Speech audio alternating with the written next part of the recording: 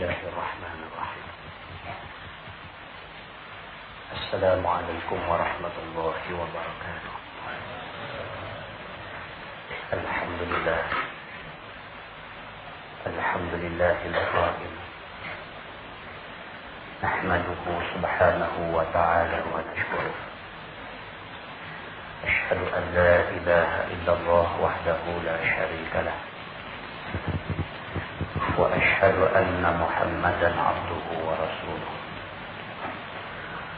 ونصلي ونسلم على سيد النبي الكريم سيدنا وحبيبنا محمد الأمين وعلى آله وأصحابه أجمعين. أما بعد، أيها المؤمنون اتقوا الله، أوصيكم وإياي بتقوى الله، فقد فاز المتقون. Muslimin dan muslimat, mudah-mudahan dirahmati Allah Subhanahu wa taala. Di dalam sebuah hadis Nabi sallallahu alaihi wasallam diceritakan bahawa pada satu hari Iblis laknatullah alaih pergi jumpa Nabi sallallahu alaihi wasallam. Iblis datang jumpa Nabi dalam rupa keadaan satu orang tua yang bongkok dan guna tongkat. Bila Iblis sampai di depan Nabi, Nabi tanya dia, "Man anta?" Nabi kata, "Hang siapa?" Jawab dia, "Iblis. Aku Iblis." Nabi tanya dia, "Untuk apa kamu jumpa aku?" Jawab Iblis, "Kerana Allah perintah aku jumpa kamu untuk aku jawab beberapa soalan yang kamu tanya." Nabi SAW tanya dia. Kata Nabi, "Ya mal'un, kam a'da'uka min ummati." Nabi kata, "Wahai mal'un." Orang Pulau Pinang kata mal'un. Mal'un makna dia orang yang dilaknat oleh Allah. Kita duk melawak dengan kawan kita, kita panggil mal'un. Mal'un tu makna dia orang yang dilaknat Allah. Saya panggil dah lepas ni.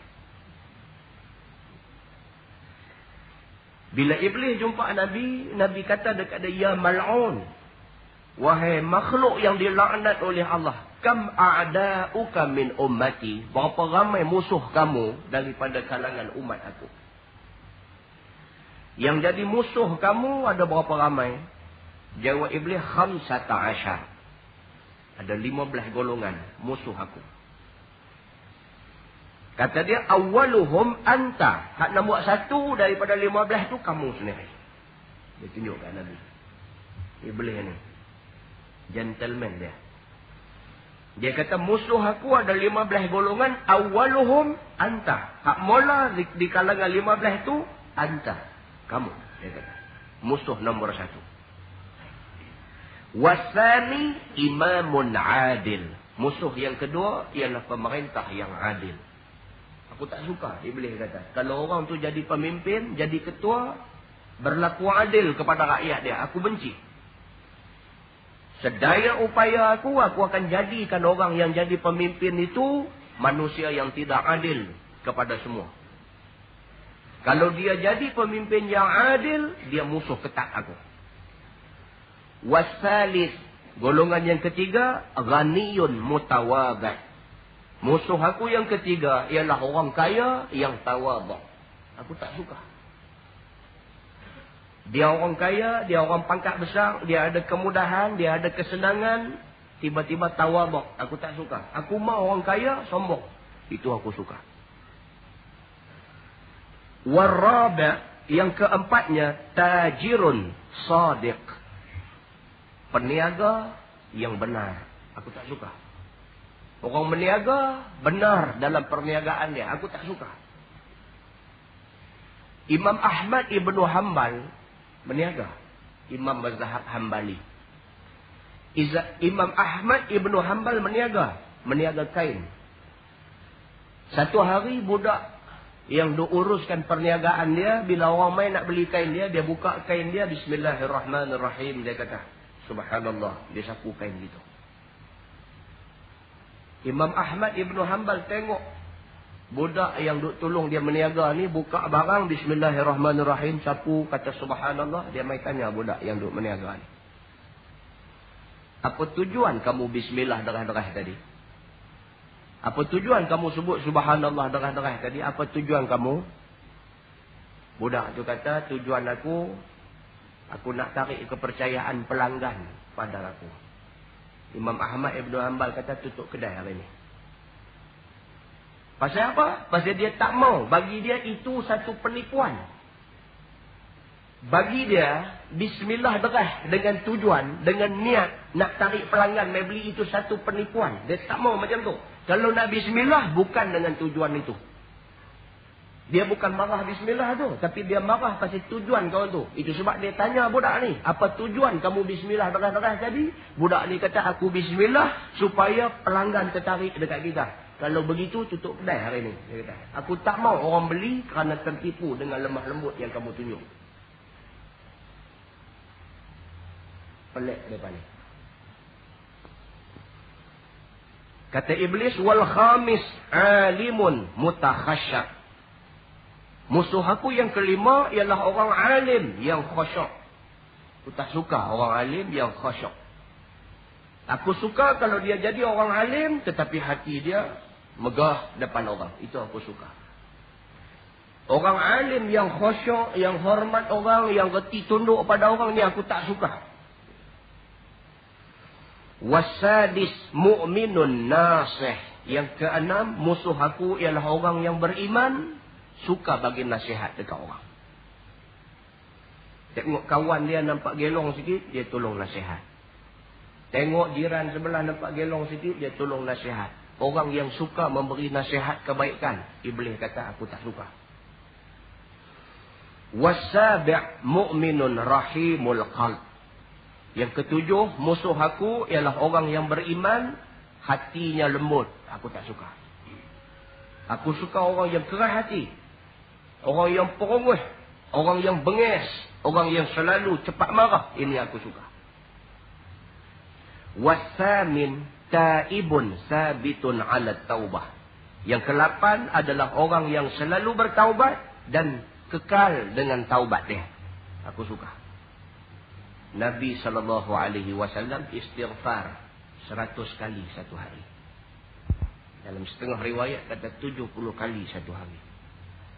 Nabi SAW duduk saja-saja, Astaghfirullahalazim, Astaghfirullahalazim, minta ampun pada Allah. Wattasi' yang kesembilannya, mutawarri'un 'anil haram, orang yang wara' dan menjaga benda haram. Iblis kata aku tak suka. Wara' sangat. Makna wara' ialah dia sentiasa takut terlibat dengan benda haram. Wal 'ashir yang ke-10, mu'minun yudimu 'ala taharah. Yang ke-10, aku tak suka kepada orang yang selalu dalam keadaan bersih dan suci. Aku tak suka orang yang selalu ada ayat sembahyang. Yang ke-7, musuh aku ialah orang yang beriman, hatinya lembut. Aku tak suka. Aku suka orang yang keras hati. Orang yang perungguh. Orang yang bengis. Orang yang selalu cepat marah. Ini aku suka. Wasamin taibun sabitun ala taubah. Yang ke-8 adalah orang yang selalu bertaubat dan kekal dengan taubat dia. Aku suka. Nabi SAW istighfar 100 kali satu hari. Dalam setengah riwayat kata 70 kali satu hari. Nabi SAW duduk saja-saja, Astaghfirullahalazim, Astaghfirullahalazim, minta ampun pada Allah. Wattasi' yang kesembilannya, mutawarri'un 'anil haram, orang yang wara' dan menjaga benda haram. Iblis kata aku tak suka. Wara' sangat. Makna wara' ialah dia sentiasa takut terlibat dengan benda haram. Wal ashir, yang ke-10, mu'minun yudimu 'ala taharah. Yang ke-10, aku tak suka kepada orang yang selalu dalam keadaan bersih dan suci. Aku tak suka orang yang selalu ada ayat sembahyang. Iblis kata aku tak suka. Nabi kita, Nabi Muhammad sallallahu alaihi wasallam, tidak ada satu masa yang panjang dia dalam keadaan tidak berwudu. Tak ada. Batal wudu, segera dibaharui wudu. Batal wudu, segera dibaharui wudu. Nabi tidak pernah duduk pada satu masa yang panjang dalam keadaan tidak ada wudu. Kita tak pernah ada dalam masa yang panjang ada wudu. Lepas maghrib, lepas sembahyang maghrib, sambil duduk mengaji, batal. Batal nak kena ambil sembahyang lain. Tak boleh. Tak boleh tahan. Ambil ayat sembahyang, sah, batal. Sah, batal. Kita tak selalu dalam keadaan berwudu. Wal hadi ashar mu'minun katsirus sadaqah. Yang ke-11, aku tak suka kepada orang yang banyak sedekah. Tak suka. Kita kena latih diri kita. Bab sedekah ni baca banyak kali sangat dah. Latih diri kita. Pergi ke masjid, tak ada sekupang buah dalam tabung masjid. Habis tak ada sekupang, takkan nak jadi miskin kot sekupang. Bagi yang berada lebih sikit, bos RM1.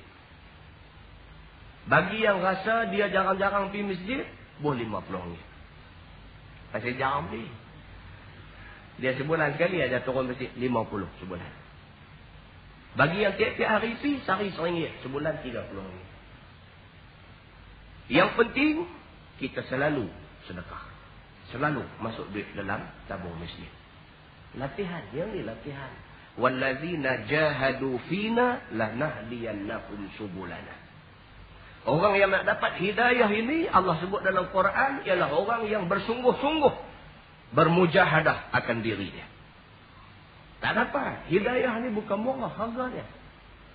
Kita nak dapat hidayah dan yang kedua kita nak mengekalkan hidayah. Bukan senang. Berapa ramai kawan kita, jiran kita, adik-beradik kita, orang yang kita kenal satu masa dulu dapat hidayah. Lah tak ada dah. Ramai yang kita duk jumpa. Satu masa dulu mengaji mana pun ikut mengaji. Lah ni arai semedang. Arai saja. Cat sakit perut, cat sakit pinggang, cat orang main rumah, cat. Ada saja nak arai. Maknanya dia mengalami masalah kemelesetan hidayah. Meleset ekonomi tak apa lagi. Meleset hidayah, habis kita. Kerana hidayah itu penentu kita syurga ataupun neraka. Muslimin dan muslimat yang dirahmati Allah sekalian. Jangan cabar Tuhan. Jangan cabar. Sahabat saya dari Singapura main baru-baru ni, dia cerita. Dia kata, Ustaz, dia kata kami takut di Singapura sekarang ni. Bulan lepas saya dah cerita di Singapura. Hari ini umat Islam nak dibakar. Mayat mereka nak dibakar. Singapura, pulau Singapura tu penduduk lebih kurang 4 million. Orang Islam lebih kurang 260,000 orang. Di Singapura. Lebih kurang 260,000 orang umat Islam. Daripada 4 million penduduk Singapura. Kerajaan Singapura centralized. Kubuk orang Islam. Satu pulau tu disimpan di satu tempat saja.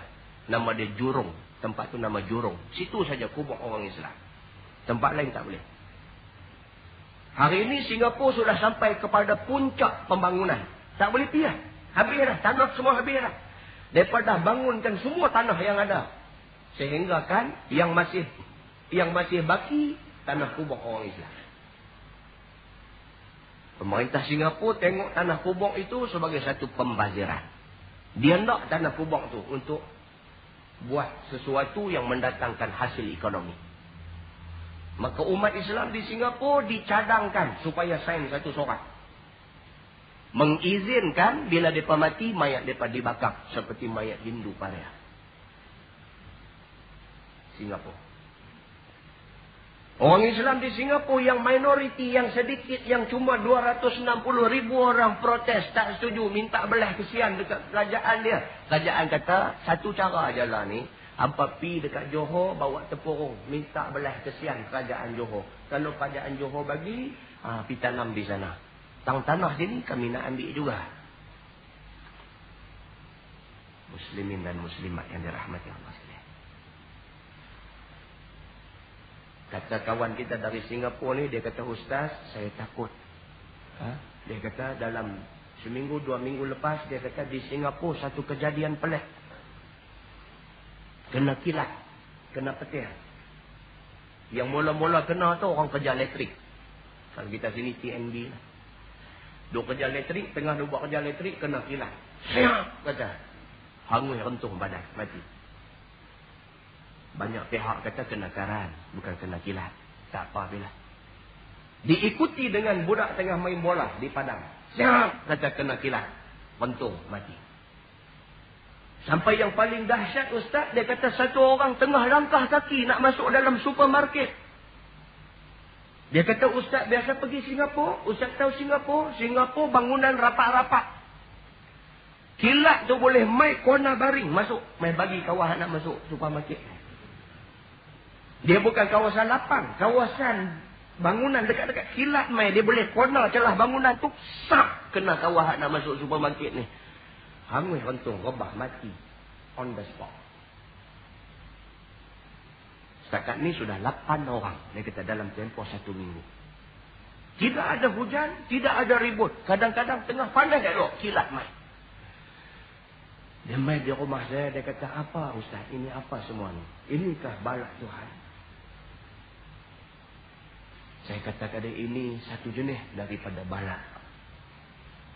Muslimin dan muslimat yang dirahmati Allah sekalian. Kita duk cerita tentang kerja Tuhan. Kerja Tuhan. Tuhan boleh buat apa yang dia nak buat.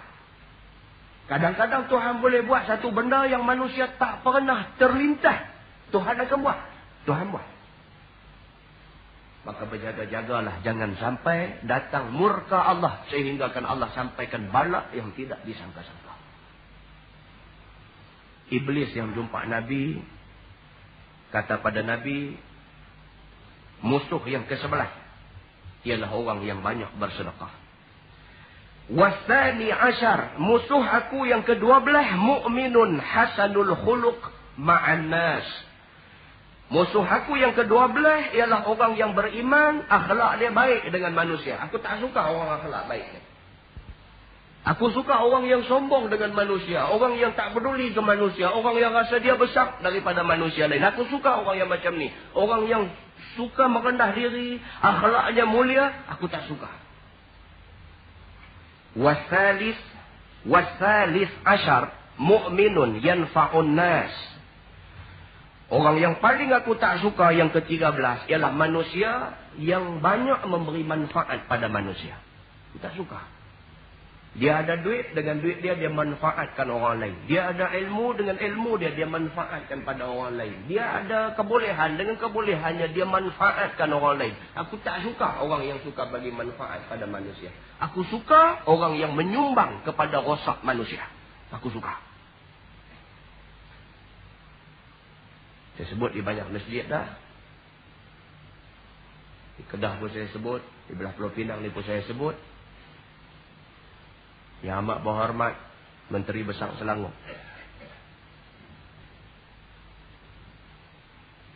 Yang amat berhormat Menteri Besar Selangor baru-baru ni dalam mesyuarat Expo Kerajaan Negeri Selangor, dia memutuskan bahawa tidak ada lagi lesen baru untuk pusat karaoke dan pusat video dalam negeri Selangor.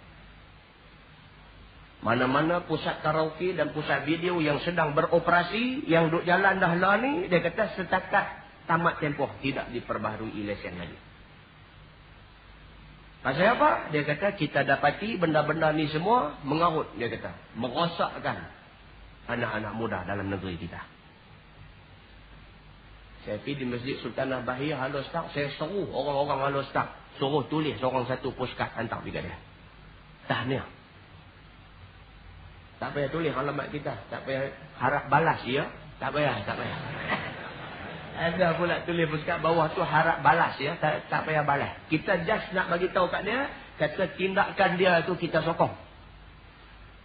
Kita tulis di atas tu, saya bukan sokong Yang Amat Berhormat Tan Sri. Saya sokong tindakan Tan Sri.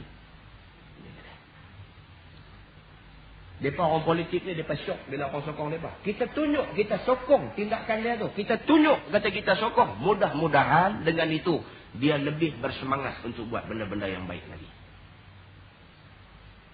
Kita selalu just ambil tahu saja. Kita tak tunjuk sokongan.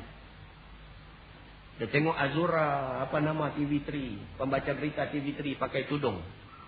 Berapa orang yang hantar postcard pergi dekat TV3? Hantar postcard, tanya kepada Azura. Berapa orang hantar? Bukan, Azura harap. Salah. Kita nak bagi tahu, kata kita suka. Bila manusia ni langkah satu tapak kepada kebaikan, kita nak bagi tahu. Kata kita ada di belakang dia. Orang-orang yang menjadi public figure. Orang-orang yang menjadi figure masyarakat. Yang menjadi tontonan orang ramai ni. Orang-orang yang terkenal dalam masyarakat ni. Bila dia buat satu kebaikan, kita kena tunjuk, kita sokong dia. Supaya dia tidak rasa lemah dengan kebaikan yang dia buat. Bahkan dia bersemangat untuk menambahkan lagi kebaikan lain. Sebab kita faham. Mereka ni bila mereka buat kebaikan, mereka akan jumpa halangan banyak. Kita faham. Apabila menteri besar buat satu tindakan macam tu, akan ada orang yang kritik dia. Saat lagi tokek kedai video, tokek pusat karaoke, nanti guna saluran lain pula tekan dia. Pasal apa yang nak tahan permit kami apa semua gitu gini. Dia susah. Dia akan susah ni. Orang macam ni akan susah. Alangkah baiknya dalam keadaan dia ditekan, ada orang Islam yang hantar postcard dekat dia, biar dia terima sehari berapa ribu postcard, menyatakan sokongan pada dia. Sekurang-kurangnya dia ada kekuatan untuk buat benda-benda baik. Esok juga Azura Karim satu postcard, Mat Taib satu postcard. Jelaskan dalam postcard kita tu, kita sokong dia pasal dia buat kerja Islam. Muslimin dan muslimat yang dirahmati Allah sekalian. Kata Iblis kepada Nabi SAW, warabi' ashar, dan yang ke-14-nya hamilul Quran yudimu ala tilawati. Golongan yang ke-14 yang aku tak suka, kata Iblis, ialah orang yang menghafaz Quran dan dia selalu membaca Quran. Orang hafal Quran tu aku tak suka. Iblis kata, apatah lagi dia hafal dan selalu ulang baca. Lagi aku tak suka.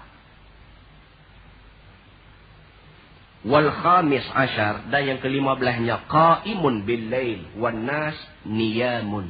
Yang ke-15 adalah orang yang suka bangkit tengah malam, sembahyang malam, waktu orang lain semua tidur. Aku tak suka orang ni.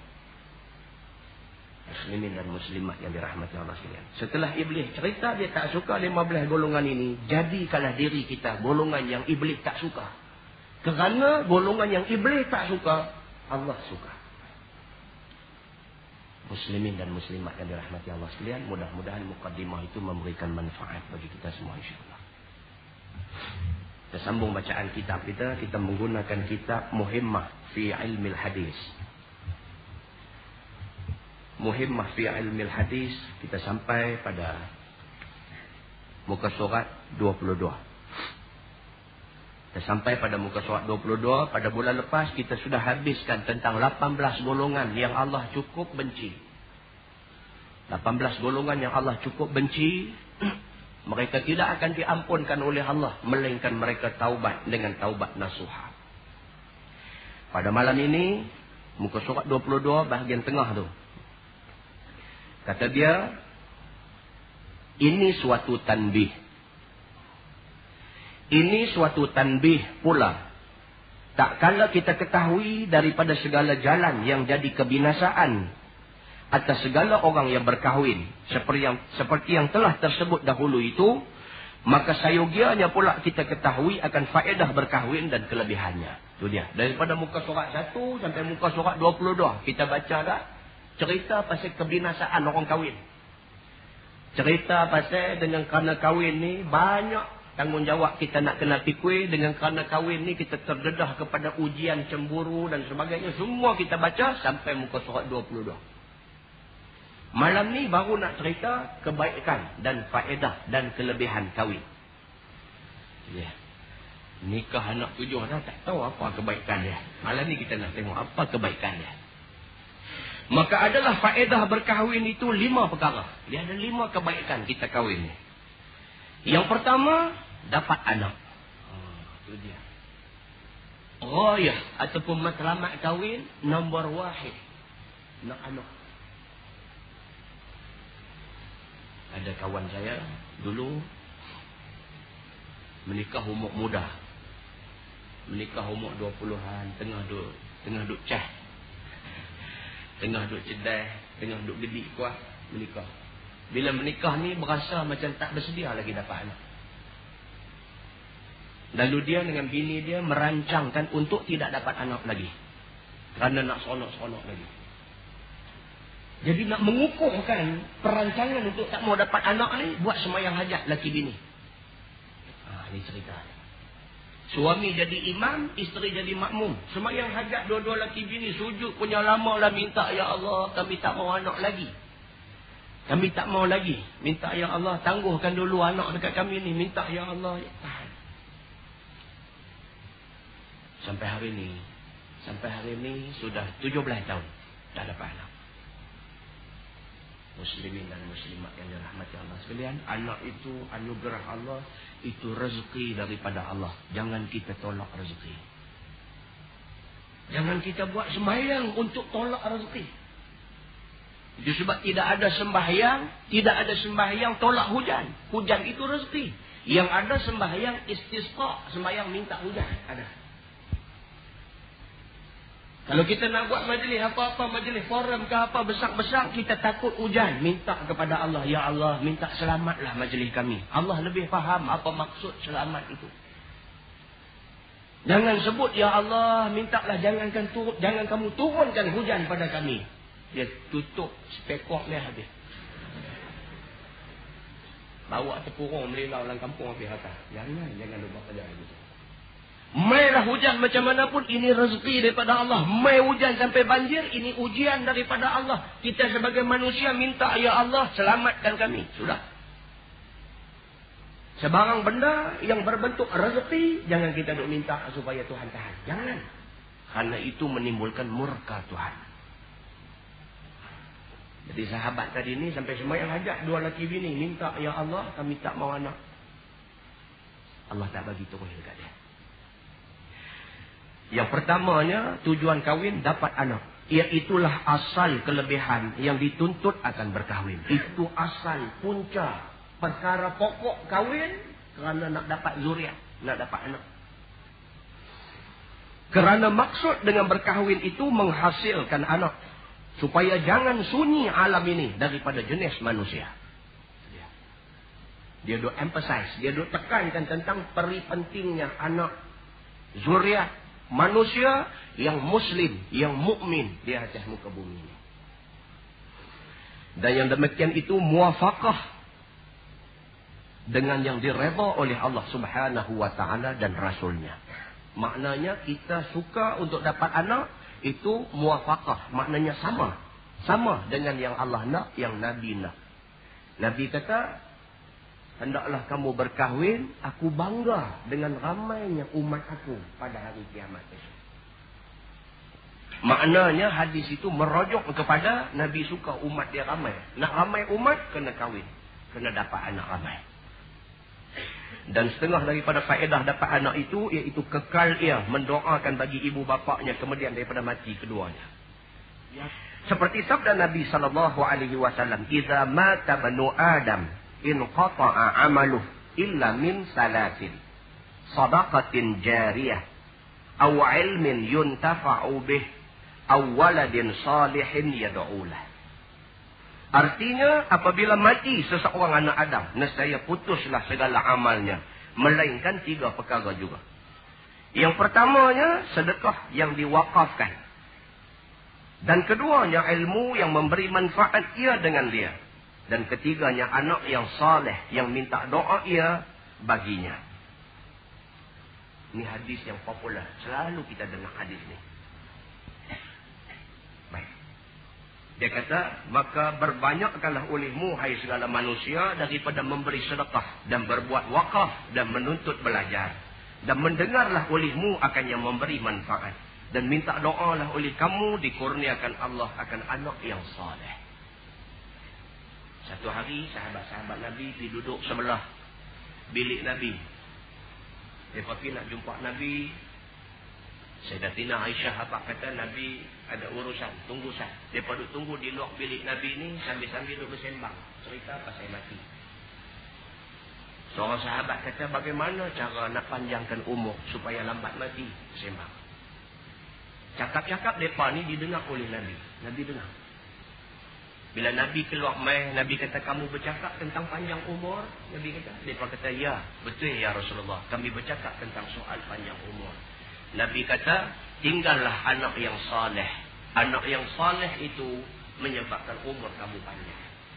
Apa maksud dia? Maksud dia kita sudah mati. Tapi anak saleh doa dekat kita, pahala duduk jalan. Orang yang pahala berjalan macam orang yang hidup. Macam orang panjang itu. Nabi kata jangan duk fikir macam mana nak bagi hidup lama. Tapi fikir nak bagi panjang umur. Panjang umur maksud dia apa? Maksudnya pahala berjalan. Itu orang yang panjang umur. Kadang-kadang Islam dengan kita ni melihat sesuatu daripada sudut yang tak sama. Nabi pernah tanya sahabat dia, siapakah yang paling kuat di kalangan kamu? Sebagai manusia, sahabat Nabi jawab, orang yang paling kuat ialah orang yang boleh kalahkan lawan dia kalau dia lawan. Itu pandangan manusia. Nabi kata, orang yang paling kuat ialah orang yang boleh tahan marah. Nampak? Islam melihat dari sini, orang tengok dari sini. Pernah satu ketika pula Nabi tanya kepada sahabat dia, siapakah orang yang mandul di kalangan kamu? Sahabat jawab, orang yang mandul itu ialah orang yang tak ada anak. Nabi kata, dah, orang yang mandul itu orang yang ada anak. Tetapi anak itu tidak memberi pahala padanya. Coba tengok. Muslimin dan muslimat yang dirahmati Allah sekalian. Nabi tanya pula sahabat dia, siapa orang yang muflis, orang yang bankruptcy, siapa? Sahabat kata orang yang muflis, orang yang tak ada duit, tak ada harta. Nabi kata dah, orang yang muflis ialah orang yang mati, amal dia habis semua. Ditolak kerana dosa dia kepada manusia. Dia buat amal atas dunia, tapi dia buat jahat pada manusia. Dia fitnah orang, dia kata lebih kurang dekat orang dan sebagainya. Bila dia mati, semua benda yang dia duk kata dekat orang tu, Allah Subhanahu Wa Taala tolak daripada amal yang dia buat. Akhirnya dia muflis. Islam melihat dari satu sudut, manusia melihat dari satu sudut. Muslimin dan muslimat yang dirahmati Allah sekalian. Kerana tiga perkara ini jua yang boleh memberi manfaat bagi diri kamu, kemudian daripada bercerai nyawa kamu dengan badan kamu. Dia kata tiga ni saja yang boleh sampai sumber pahala kepada manusia. Bermula murad dengan anak yang saleh. Bermula makna perkataan anak yang saleh dalam hadis tersebut ialah anak yang mukmin. Kerana doa orang yang mukmin bagi ibu bapa itu memberi manfaat. Allah kata dan hendaklah manusia itu timbulkan dalam hati dia rasa takut. Takut kalau anak yang dia tinggal atas dunia ni merupakan zuriat yang dhaif dan lemah. Setiap orang ibu bapa, setiap orang kena fikir benda ni. Kalaulah anak yang aku tinggal esok ni bawa rebah, bawa bala dekat aku, apa kesudahannya? Sebab saya cukup takut. Bila orang minta ustaz mai bagi satu ceramah tentang keibubapaan. Cerita pasal tanggungjawab ibu bapa, cerita pasal anak-anak yang soleh, saya takut. Pasal kita pun ada anak. Kita pun ada anak. Kita cukup takut. Sebab soal mendidik anak ni bukan soal yang boleh dicanang-canangkan. Soal mendidik anak ini soal yang perlu dikongsi oleh ramai-ramai umat Islam. Kena kongsi. Tuan-tuan ada pengalaman, bagi tahu dekat kita. Kita bagi tahu dekat orang. Kita kena kongsi macam mana cara nak didik anak bagi jadi elok ni. Dalam keadaan hari ini berapa ramai ibu bapa yang makan hati berulam jantung kerana anak. Ada orang yang Allah Subhanahu wa taala uji dia dengan anak. Pak baca kitab. Ini yang saya takut nak abang ni. Pak api surau baca kitab. Habis baca kitab, sembahyang Aisyah, balik. Lepas pak dia balik tengah jam, anak dia main buka kitab. Kitab 52. Anak dia main buka kitab. Anak hak baca kitab lepas maghrib tadi ni, main buka kitab di bawah tangga surau.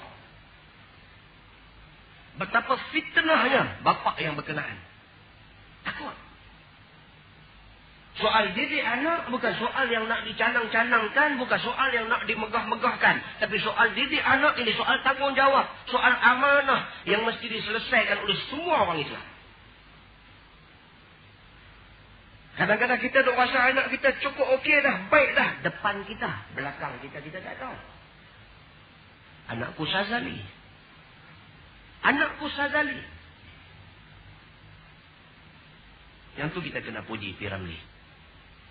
Filem tu membawa satu mesej, satu falsafah yang cukup besar. Bagaimana kasih sayang yang berlebihan spoilkan anak tu. Kasih sayang yang melimpah ruah menyebabkan anak tu rosak. Kita sayang dekat anak ni lah seorang anak aku. Pula isteri masa lahirkan anak ni, isteri mati. Inilah seorang yang ada dengan kita. Cukup sayang ni Allah yang tahu. Bagi limpahan kekayaan dan kesenangan pada dia. Di belakang mata kita, dia berkacau. Depan kita, cukup hormat tertib. Belakang kita, cukup kacau. Tidak kurang. Tidak kurang. Ibu bapa bila sekolah panggil pak dia ke sekolah. Pak dia sampai depan guru besar, depan pengetua, mola sekali. Dia kata apa? Dia kata, saya tak percaya anak saya buat dulu ni. Itu mola. Cara dia cakap tu seolah-olah sekolah salah cukup. Silap dicukup orang. Anak dia tak buat, silap dipegang anak dia. Seolah-olah. Walhal sekolah ni tak larat dah dengan anak dia. Tak larat dah. Ada kes anak dia. Ada kes anak dia. Ada kes anak dia. Tengok pak dia main, subhanallah. Pak tu. Dengan mukanya cantik, jernih. Anak. Kita tak mahu. Yang ni kita tak mahu. So, tanggungjawab mendidik anak. Tanggungjawab membentuk anak jadi anak yang mukmin. Ini tanggungjawab semua orang. Semua orang. Dan masing-masing kena berlapang dada dalam soal mendidik anak ni. Kerana inilah investment kita.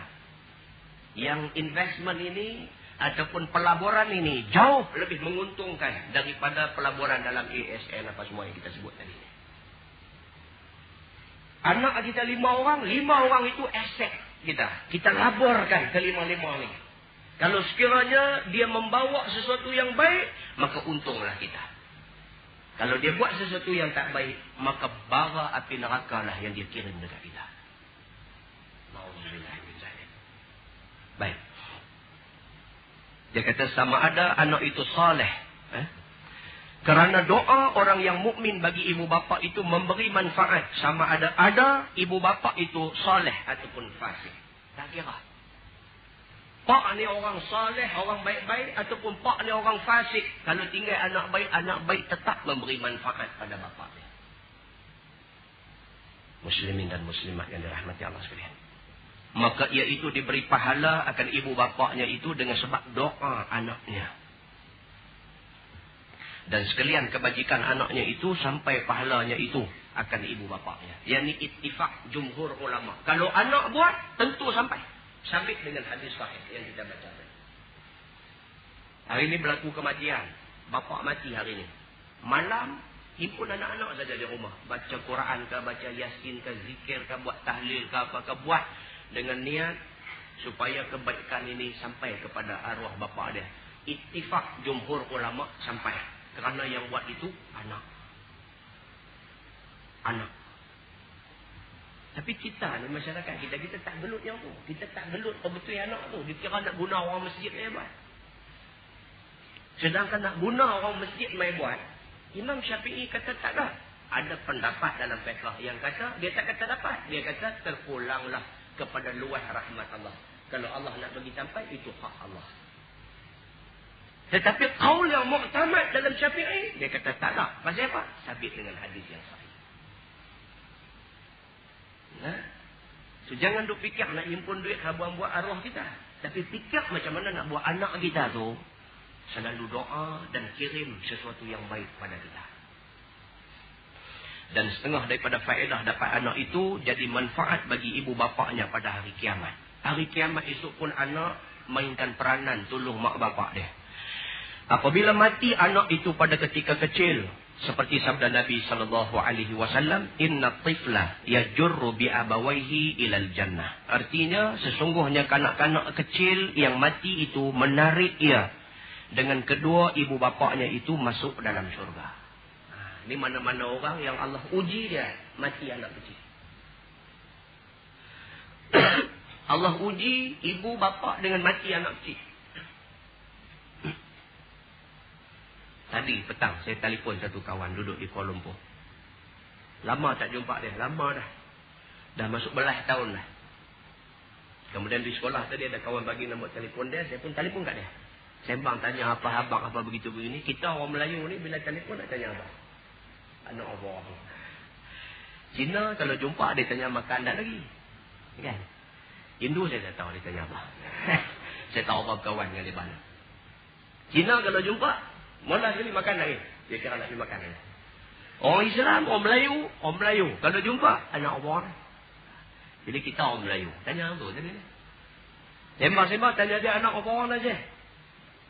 Dia kata yang ni tak seronok. Anak bila orang tanya yang ni tak apa syok. Allah minta maaf lah. Kita minta maaf. Dia kata tak ada rezeki lagi. Dia kata, oh tak apalah. Kata dia. Tak apa. Ke depan esok dia bagi insyaAllah. Saya kata kat dia. Lepas tu, dia kata sebenarnya bukan tak ada lorong. Dia kata, ada seorang itu ni. Ada seorang. Tu pun lama. Daripada kahwin tu lama dapat seorang. Dapat seorang, Allah ambil balik. Dia kata, anak nak abang ke hantar, dia kata. Isteri anak jadi macam sewil. Dekat 3 tahun, dia kata. Manusia diuji oleh Allah. Menikah lama, tak ada anak. Dapat seorang, dia bagi manja sat saja. Ambil balik. Bini ni Allahu Akbar. Punya teringin nak ada anak punya lama. Hajat ni Allah yang mengetahui. Kalau tinggi gunung, tinggi lagi hajat dia. Allah bagi sat saja. Ambil balik. Mula dengan menangis, diikuti dengan meratap, diikuti dengan meratuih. Dia kata jadi hilang akal. Dekat 3 tahun dia kata jenuh berubat. Fras, kecewa. Allah bagi anak, Allah ambil balik anak. Itu dia mahainya anugerah anak dalam hidup manusia. Mahainya harga anak tu. Tetapi Allah Subhanahu Wa Taala beritahu, dia kata mana-mana ibu bapa yang diuji sebegitu rupa, diuji dengan mahainya harga seorang anak, Allah ambil balik anak tu masa dia masih kecil, belum cukup umur. Maka mereka ini mendapat janji rahmat daripada Allah Subhanahu Wa Taala. Apa janji rahmat? Di hari akhirat esok, anak-anak yang mati kecil ni akan minta kepada Allah supaya dibawa mak dan bapak dia masuk syurga sama dengan dia.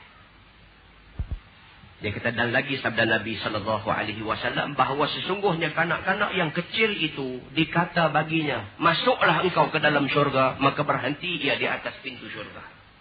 Di dalam hadis diceritakan, anak yang mati kecil di hari akhirat esok, bila diperintahkan dia masuk ke dalam syurga, anak kecil ni pergi sampai di depan pintu syurga, dia berhenti. Maka bernaunglah ia di sana, padahalnya ia marah yang sangat. Dia sampai di pintu syurga tu, dia duduk berhenti tentu, duduk bernaung di bawah pintu syurga tu, dia tak masuk, bahkan dia marah pula lagi. Dan berkata ia, tiada aku mau masuk ke dalam syurga, melainkan kedua ibu bapakku serta aku. Anak yang mati kecil ni, bila sampai di pintu syurga, dia kata, aku tak mau masuk, melainkan Allah bagi mak dan bapak aku masuk sekali dengan aku. Maka dikata akan malaikat yang menunggu pintu syurga itu, masuklah oleh kamu akan kedua ibu bapaknya itu sertanya ke dalam syurga. Malaikat pun kata dengan izin Allah, bagilah mak bapak dia masuk sekali dalam syurga. Kerana anak ni anak yang diberikan syafaat oleh Allah Subhanahu wa taala. Mak bapak yang kematian anak kecil dan sabar di atas kematian itu, anak itu akan mengheret mereka dua-dua masuk syurga sama dengan dia. Jadi Islam memberi satu ubat, memberi satu penawar kepada hati ibu bapa yang kecewa kerana kehilangan anak kecil. Dan lagi sabda Nabi SAW, barang siapa ada baginya seorang anak perempuan, maka diajarinya akan dia adab, dan membaikkan dia akan adabnya, dan memberi makan ia akan dia, maka membaikkan ia akan makanannya, dan menyempurnakan ia atasnya daripada segala nikmat yang menyempurnakan Allah Ta'ala atasnya itu, nescaya adalah anak perempuan itu baginya pada kanannya dan pada kirinya, memeliharakannya daripada api neraka sehingga masuk ke dalam syurga. Ni dia nak cerita, kata anak perempuan ni lagi susah jaga daripada anak lelaki-lelaki. Mana-mana orang yang Allah bagi dekat dia anak perempuan, dia boleh jaga anak perempuan tu dengan sebaik-baiknya.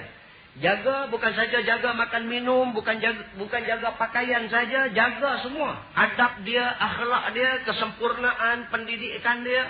Anak perempuan kita jaga sampai anak ni jadi anak perempuan yang salihah. Sampai anak ni jadi anak perempuan yang tidak membawa fitnah.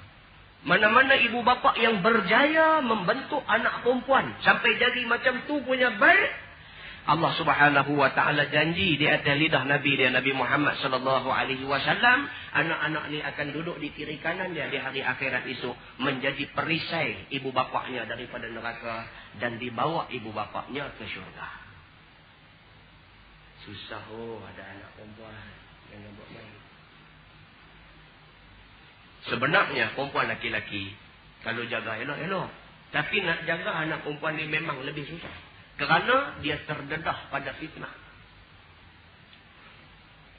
Terdedah pada fitnah. Orang tengok-tengok, anak siapa tu? Anak leceh. Sebut nama kita pula. Dia kata tak padan dengan pak dia tu. Pasal nampak pak bagus sangat. Fitnah. Kalau padan dengan pak lagi teruk. Dia kata tu anak siapa? Abang anak Polan bin Polan. Patu pun pak dia pun yang tu teruk lagi ya. Nidak ni dia kata tak padan dengan pak. Pak bagus sangat. Pak tu cerita lain, ni cerita anak. Nah, anak perempuan ni dia kena jaga double, kadang triple kali ganda daripada jaga anak laki-laki ni. Muslimin dan muslimat yang dirahmati Allah sekalian. Dan lagi sabda Nabi SAW, tiada daripada seorang diberi rezeki akan dua anak perempuan, maka memberi kebajikan keduanya itu selama bertaulan keduanya itu dengan dia. Maksud selama bertaulan, maksudnya selama belum kahwin.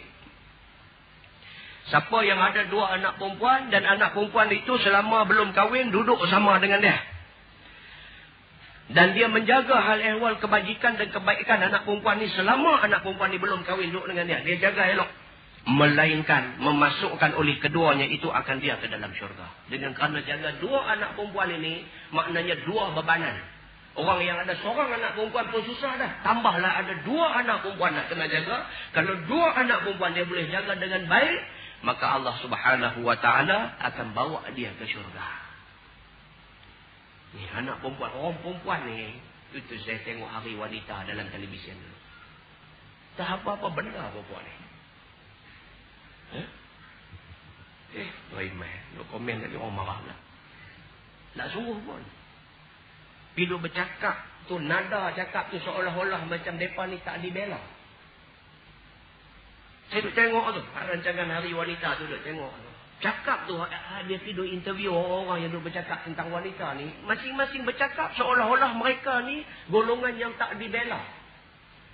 Siapa kata Islam tak bela orang perempuan? Islam bela orang perempuan. Bahkan Islam lebih cemburu menjaga orang perempuan daripada jaga orang lelaki. Pasal apa yang Islam lebih jaga perempuan? Pasal orang perempuan ni harga dia mahal dalam Islam. Maka itu sebab Islam bagi perhatian yang lebih pada penjagaan orang perempuan. Orang perempuan dilarang tabarruj. Dilarang buat sesuatu yang boleh menarik perhatian orang. Pasal apa? Pasal Islam nak jaga orang perempuan daripada dia rosak maruah dan harga diri dia. Islam terlalu jaga orang perempuan. Itu duk cakap sempena hari wanita ni sudah sampai masanya. Apa wanita ni, lagu ni. Apa ni? Apa yang penting lah ni? Buat balik apa yang Islam suruh. Buat balik. Orang perempuan mesti duduk pada batasan sekian-sekian. Letak orang perempuan pada batasan itu. InsyaAllah, mereka dibela semua sekali. Harta pesaka, orang perempuan dapat satu. Orang lelaki dapat dua bahagian. Adakah itu makna Islam tidak adil pada perempuan? Dah. Bacalah bab faraid bagi habis. Orang perempuan diberi satu bahagian kerana diihtimal. Dianggap dia ada suami. Suami dia boleh tanggung dia. Orang laki-laki diberi dua bahagian kerana diihtimal. Orang laki-laki ni ada isteri yang nak ditanggung dia. Kemudian pula orang laki-laki yang dapat dua bahagian ni pula dalam faraid. Diingatkan bahawa dua bahagian yang kamu ambil ini, bahagian kamu dan juga kamu kena perhati adik-beradik kamu yang perempuan. Kalau sekiranya dia tak cukup, gunalah dua bahagian yang ada dekat kamu ni untuk bantu adik-beradik kamu yang perempuan. Cantik dah yang Islam buat ni. Kita tak mengaji, kita tak belajar, kita tak kenal Islam. Maka kita cakap dengan nada-nada merendah-rendahkan Islam. Tak boleh macam tu. Muslimin dan muslimat yang dirahmati Allah sekalian. Maka memberi kebajikan ia kepada keduanya selama bertaulan keduanya itu dengan dia. Nescaya adalah aku dan dia di dalam syurga seperti kedua-dua ini. Nabi buat isyarat jari dia. Nabi kata orang laki-laki yang dianugerahkan Allah dua anak perempuan. Selama anak perempuan tu tak menikah lagi duduk dalam rumah dia. Dia jaga anak perempuan tu. Dia jaga adab. Dia jaga akhlak. Dia jaga makan minum. Dia jaga keperluan anak perempuan ni. Semua dia jaga. Selama dia duduk jaga budak ni. Anak perempuan ni. Selama itulah Allah bagi kebajikan dekat dia. Dan di akhirat esok Nabi kata. Bapa yang jaga anak perempuan dua orang dengan baik ni. Dengan aku. Macam ni. Nabi kata. Nabi tunjuk dua jari rapat-rapat. Maknanya kamu layak duduk sekali dengan aku. Muslimin dan muslimat yang dirahmati Allah sekalian. Malam ni juga balik tengok anak-anak perempuan di dalam rumah. Kita jaga ke tak jaga? Malam ni juga tanya anak perempuan kita. Duk kerja di supermarket. Apa nama? Saya tak ingat dah. Supermarket di Pulim ni. Minat supermarket. Anak perempuan kita duk kerja di supermarket Looking Good Pulim. Bukan sikit. Orang perempuan Islam duk kerja di supermarket tu. Bukan sikit. Yang duk jual daging mentah tiap-tiap hari. Bukan sikit. Anak kita yang pak tu lebih pakai kepiah putih elok, yang anak pergi duk kerja di Looking Good pakai skirt singkat. Maruah bapak nak boleh mana? Awak tak ada kerja lain yang mengizinkan pakai tutup aurat sehingga kan terpaksa kita bagi anak kita pergi duk pakai skirt singkat tu. Maruah kita nak boleh mana? Nak jawab apa depan Allah di hari akhirat itu? Tuan tanya, pak lebih. Hei, dia kata. Ni anak siapa ni? Duduk di Looking Good ni. Anak siapa? Nak jawab apa masa tu? Mau tak mau, jadi macam yang hadis Nabi cerita. Bapa yang kuat beribadat dibawa ke syurga, ditutup pintu syurga sebelum dia masuk. Wa ghulliqati abwabul jannah duna. Ditutup pintu syurga sebelum sempat dia masuk. Wa futihati abwabun nar, dibuka pintu neraka. Daripada pintu neraka anak isteri keluar main pegang dia. Anak dia, isteri paut di tengkuk dan anak pegang di perut betis dia, masing-masing panggil nama dia. Bapa, bapa. Kata Nabi waktu tu pak buat tak kenal anak dia. Muslimin dan muslimat yang dirahmati Allah sekalian. Dah berapa kali dengar dah hadis ni? Dah duk kerja di Looking Good juga lagi. Dah lah hak main mengaji ni tak ada lah. Ni hak tak main. Balik abang kat depan. Muslimin dan muslimat yang dirahmati Allah sekalian. Benda tu berada di bawah bidang kekuasaan kita. Kita bapa. Kalau tidak jadi bapa buat apa? Kalau sekiranya anak boleh buat keputusan, kita tak boleh buat apa. Anak main abang dia kata, bapa saya nak kerja di supermarket. Kata dia bagi tak bagi hang pakai baju kurung, pakai tudung. Dia bagi tak bagi. Oh dia kata supermarket mana boleh pak? Tak boleh, bapak pun kata tak boleh. Apa ni? Apa tak tahu. Aku kata tak boleh, tak boleh. Dia kata tu nak kerja apa? Hang kerja dengan aku bayar gaji hang. Ataupun tak apa, aku pergi cari. Banyak klinik-klinik swasta lah ni nak pakai attendant perempuan apa semua ramai. Allah gaji korang 100 daripada hak jaga supermarket tu. 100 sebulan bolehkah kita himpun-himpun nak tebus kita daripada neraka itu? Kita pergi jadi attendant di klinik, orang bagi gaji 500. Kerja di supermarket gaji 600. 100 sebulan tu apa dia? Kita himpun, kita kerja 10 tahun. Sebulan dapat 100 ringgit lebih. Himpun. Duit tu ada 1 juta. Tak ada. Kalau 1 juta sekalipun, kita nak bagi dekat Tuhan, supaya Tuhan lepas kita daripada azab, Tuhan tak terima tebusan itu. Bahkan dalam hadis Nabi kata bukan sahaja duit yang sedikit. Kalau sekiranya dunia dan isi dunia ini menjadi hak kamu. Dan kamu nak tebus diri kamu daripada neraka Allah. Allah tidak terima tebusan itu. Muslimin dan muslimat yang dirahmati Allah sekalian. Jaga. Nih, kita baru duduk nombor 1. Kelebihan kahwin nombor 1. Ada anak. Bab anak ni saja panjang cerita. Muslimin dan muslimat yang dirahmati Allah sekalian. Dia kata melainkan memasukkan oleh keduanya itu akan dia ke dalam syurga. Kalau kita ada 2 orang anak tadi, dia jaga dia elok-elok, dia akan bantu kita masuk dalam syurga. Dan lagi sabda Nabi SAW, barang siapa ada baginya 2 anak perempuan ataupun 2 saudara perempuan, maka memberi kebajikan ia kepada keduanya selama bertaulan keduanya itu dengan dia, nescaya adalah aku dan dia di dalam syurga seperti kedua-dua ini. Dan mempacakkan ia antara sekalian jari tangan yang mulia. Dia angkat jari tangan, dia tunjuk. Dan lagi sabda Nabi SAW, barang siapa ada baginya 3 anak perempuan atau 3 saudara perempuan, maka sabar ia atas kesusahan mereka itu dan atas kedukaan mereka itu dan kesukaan mereka itu, nescaya memasukkan akan dia oleh Allah ke dalam syurga dengan kelebihan rahmatnya akan mereka itu. Maka sembah seorang laki-laki dan 2 orang perempuan, ya Rasulullah, adakah seperti yang demikian itu? Bila ada Nabi habaq macam tu, ada sahabat Nabi laki-laki dan perempuan, dia bertanya Nabi, betulkah? Itu maksudnya. Adakah seperti yang demikian itu? Maksudnya betulkah? Apa yang kamu kata ni betulkah?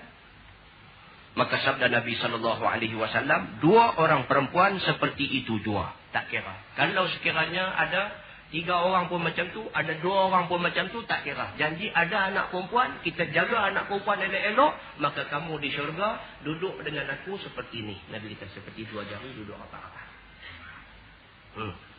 Sembah dia pula, atau seorang perempuan, ya Rasulullah, adakah seperti yang demikian itu? Maka sabdanya, atau seorang perempuan seperti yang demikian itu juga. Tak kira. Alah. Hadis ni Nabi kata, barang siapa ada 3 anak perempuan atau 3 saudara perempuan, dia jaga anak perempuan 3 orang ni, dia jaga adik-adik perempuan dia 3 orang ni, jaga elok-elok selama mereka ni belum kahwin duduk dengan dia. Dia jaga elok-elok, akhirat esok mereka duduk dengan aku macam ni. Macam 2 orang duduk dalam satu syurga. Bila sahabat dengar macam tu, dia bertanya, betulkah ya Rasulullah? Nabi kata betul. Bahkan bukan takat 3 orang. Kalau kamu ada 2 orang saja anak perempuan atau 2 orang saja saudara perempuan, kamu jaga elok-elok, kamu akan boleh duduk dengan aku dalam syurga macam ni juga. Bahkan kalau kamu ada seorang saja anak perempuan, seorang saja saudara perempuan, kamu jaga mereka elok-elok, didik mereka cara Islam elok-elok, kamu juga layak masuk syurga sama dengan aku macam ni juga. Nabi kata. Itu cerita hadisnya.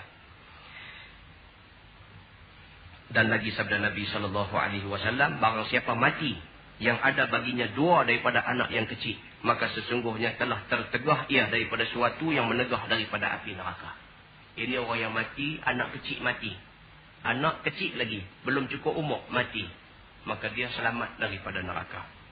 Dan tersebut dalam khabar bahawa sesungguhnya sekalian kanak-kanak orang Islam itu, semuanya berhimpun mereka itu pada padang mauqif pada hari kiamat. Semua sekali kita ni akan bangkit berdiri pada satu tempat, pada satu mauqif, iaitu padang mahsyar. Semua ni kita biasa jumpa di masjid Penang Lama, kita biasa jumpa di masjid Tanah Liat, kita biasa jumpa di mana-mana ni, semua ni akan bangkit sama aja di padang mahsyar itu. Semua sekali Allah akan bangkit di situ. Maka firman Allah Ta'ala bagi segala malaikat, bawa pergilah oleh kamu dengan sekalian kanak-kanak itu masuk syurga. Jadi bila dah himpun di padang mahsyar semua, mula sekali Allah suruh ambil budak-budak dulu masuk syurga. Maka berkatalah bagi segala kanak-kanak itu oleh malaikat khazanah, marhaban biziraril muslimin. Artinya dapat kesukaan dan keluasan dan kesenangan dengan segala anak-anak cucu bagi sekalian orang yang Islam. Maka masuklah oleh kamu, tiada dihisapnya atas kamu. Maka berkata segala anak-anak itu, di mana segala bapa kami dan di mana ibu kami? Bila budak-budak kecil ni dibawa ke syurga, mereka ni tanya dulu. Di padang mahsyar no, mereka tanya dulu. Mereka kata, mana dia mak kami, mana dia bapa kami? Maka berkata baginya oleh malaikat khazanah, bahawa sesungguhnya sekalian ibu bapa kamu, tiada boleh mereka itu seumpama kamu. Kerana bahawa sesungguhnya atas mereka itu beberapa banyak dosanya dan beberapa banyak tuntutan orang. Maka mereka itu lagi dikira-kira mereka itu atasnya. Malaikat kata, tak apa, sabar sah. Mak hampa, bapa hampa ni ada dosa. Ada banyak tuntutan orang pada mereka. Tuntutan apa? Ni, setiap benda yang kita cakap atas dunia, semua benda yang terlucut keluar daripada mulut kita, semua ini mas'ulah, akan dipertanggungjawabkan. Kita pernah keluar satu cakap memfitnah satu orang, orang tu akan tuntut kita di akhirat esok. Kita pernah keluar satu cakap bohong, bohong kita itu kalau melibatkan orang, orang yang terlibat akan tuntut kita di akhirat esok. Tidak ada satu benda yang kita cakap Allah tak tanya di akhirat esok. Sebab kalau kita baca sejarah Imam Abu Hanifah, Imam Malik, Imam Syafi'i, Imam Ahmad Ibn Hanbal, Imam Al-Ghazali, Imam Al-Bukhari, semua orang-orang ni semua, mereka terlalu sedikit bercakap. Tak cakap banyak. Saja-saja tidur buat cerita, taklah. Bercakap bila? Bila mengajar ilmu, bercakap. Bila disoal, bercakap. Saja-saja tidur tabuk cerita bukan kerja imam-imam besar. Cerita dia. Baik, maka berkata segala kanak-kanak itu, sesungguhnya telah sabar mereka itu atas kami, yakni kematian kami kerana mengharapkan pahala pada hari ini. Anak-anak yang mati kecil ni kata dekat malaikat, kata dekat Tuhan, dia kata, ya Allah, sungguh ibu bapa kami ada buat dosa, tetapi semasa kami mati dulu, ibu bapa kami sabar menghadapi kematian kami. Maka menceritalah semuanya, menjerit-jeritlah semuanya di atas pintu syurga akan sebagai menjerit yang sangat. Anak-anak kecil akan menjerit, minta Tuhan bagi masuk mak pak mereka. Maka firman Allah Subhanahu wa taala, padahalnya ia terlebih mengetahui siapa yang menjerit ini. Maka sembah malaikat, hai Tuhanku, segala anak orang Islam, berkata mereka itu, tiada kami sekalian masuk akan syurga, melainkan serta segala bapa-bapa kami dan segala ibu-ibu kami. Bila dah duduk menjerit ni, Tuhan tanya malaikat, Tuhan kata, siapa yang duduk menjerit ni? Dia kata, wa huwa a'lam, sedangkan Allah tahu siapa yang menjerit. Saja ikut prosedur. Bila dengar, tanya, walhal Allah lebih mengetahui lebih daripada tu. Allah tanya malaikat, siapa yang menjerit? Malaikat kata, itu budak-budak yang mati kecil. Mereka menjerit, minta supaya mak bapak mereka dilepaskan daripada padang mahsyar, dimasukkan ke dalam syurga dengan alasan mak bapak mereka sabar ketika mereka dimatikan dulu. Maka firman Allah Subhanahu wa taala bagi mereka itu, ambil oleh kamu dengan kedua tangan segala bapak-bapak kamu dan ibu-ibu kamu, lalu ke syurga. Allah perintah budak-budak ni, okey lah ni, hampa pilih dekat mak hampa, bapak hampa, pegang tangan mereka, bawa masuk syurga. Wallahualam. Yang baik itu daripada Allah, yang tidak baik itu daripada kelemahan dan kesilapan diri saya sendiri. Kita tangguhkan dengan tasbih ifarah dan surah al-Asr. Subhanallah.